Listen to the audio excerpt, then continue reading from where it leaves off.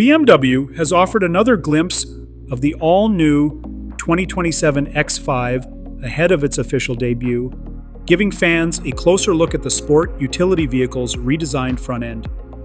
The latest teaser confirms that the next-generation X5 will embrace BMW's Neue Klasse design language while keeping the model instantly recognizable. The most noticeable feature is the new X-shaped daytime running lights, which give the front end a fresh identity unlike any previous X5. Between the headlights sits a pair of kidney grills that are more restrained than before, surrounded by slim, horizontal lighting elements that create a modern and high-tech appearance. While the styling is drawing plenty of attention, BMW is also preparing one of its widest selections of powertrains yet. Depending on the market, buyers can expect gasoline, diesel, plug-in hybrid, fully electric, and even hydrogen-powered versions.